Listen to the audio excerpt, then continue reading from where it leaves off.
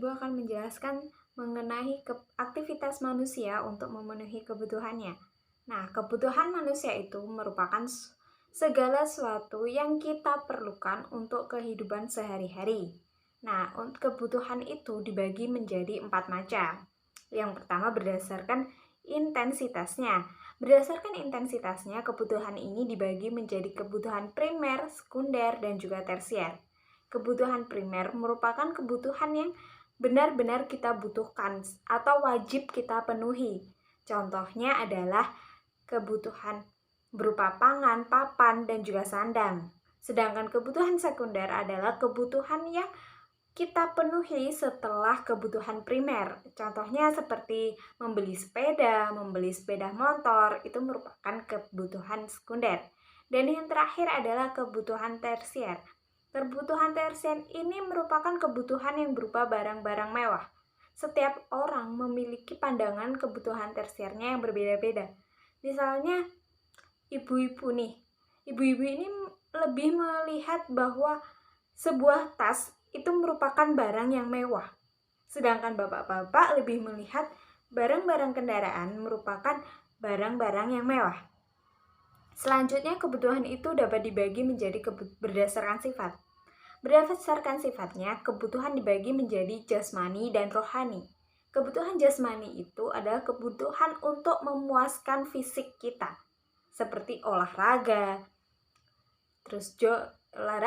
jogging, makan, dan sebagainya. Sedangkan kebutuhan rohani adalah kebutuhan untuk memenuhi batin kita, seperti kita berdoa, kita rekreasi, kita bermain untuk menyenangkan hati kita. Nah, berdasarkan faktornya, kebutuhan dibagi menjadi kebutuhan masa sekarang dan masa yang akan datang.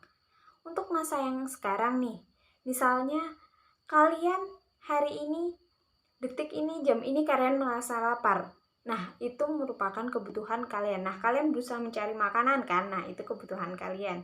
Nah, untuk yang akan di masa akan yang datang, misalnya kalian ingin seorang penggemar suatu boyband. Nah, di masa yang akan datang, boyband itu ingin menggalangkan sebuah konser. Nah, untuk itu kalian menabung dari sekarang untuk memenuhi kebutuhan kalian itu. Menonton konser di masa yang akan datang atau di berapa tahun kemudian. Nah, menurut subjeknya, kebutuhan dibagi menjadi individu dan kelompok. Kebutuhan individu itu merupakan kebutuhan untuk memuaskan diri kita sendiri. Sedangkan kebutuhan untuk kelompok itu adalah kebutuhan untuk memuaskan suatu kelompok. Misalnya ada pembangunan jalan, pembangunan jembatan, pembangunan taman untuk memenuhi kebutuhan dari masyarakat. Lalu ada kegiatan ekonomi. Nah, sebelum kita beranjak kegiatan ekonomi, kita harus tahu mengenai tindakan, motif, dan prinsip ekonomi. Tindakan ekonomi merupakan segala kegiatan manusia untuk memenuhi kebutuhannya. Misalnya, ketika kalian merasa lapar, kalian akan segera membeli makanan. Nah, ini merupakan tindakan ekonomi. Sedangkan motif ekonomi merupakan alasan seseorang untuk memenuhi kebutuhannya. Seperti contoh tadi, alasan lapar lah yang merupakan motif dari ekonomi. Nah, prinsip ekonomi adalah usaha untuk memperoleh barang dengan pengorbanan yang sekecilnya. Misalnya, ini biasanya berlaku di perdagangan ya. Misalnya, kita akan mencari barang dagang yang jauh lebih murah, lalu akan kita jual dengan harga yang lebih tinggi.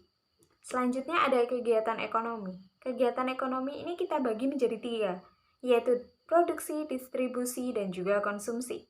Kegiatan produksi adalah kegiatan menghasilkan barang. Contohnya, pabrik yang menghasilkan lampu, pabrik yang menghasilkan baju, menghasilkan sepatu, itu merupakan kegiatan produksi. Nah, selanjutnya ada kegiatan distribusi. Kegiatan distribusi adalah kegiatan menyalurkan barang. Pasti kalian tahu kan, kayak kurir, JNT, JNI, itu merupakan kegiatan distribusi. Yang terakhir adalah kegiatan konsumsi atau kegiatan beli barang. Nah, ini bisa jadi kita sendiri ya yang melakukan konsumsi seperti membeli barang yang kita inginkan. Nah, yang terakhir merupakan peran pasar untuk memenuhi kebutuhan hidup masyarakat. Nah, pasar dapat berperan sebagai distributor, di mana pasar merupakan tempat menyalurkan barang dari produsen ke konsumen. Lalu, di pasar terjadi pembentukan harga di mana terjadi kesepakatan harga antara penjual dan pembeli. Hal ini biasanya terjadi ketika kita melakukan tawar-menawar. Nah, ibu kalian biasa kan melakukan hal ini ketika membeli sesuatu barang di pasar? Ketika terjadi tawar-menawar, akan disepakati harga di mana tidak merugikan penjual dan juga tidak membuat konsumen mengalami kerugian atau merasa mahal. Lalu, pasar merupakan tempat promosi atau ajang promosi.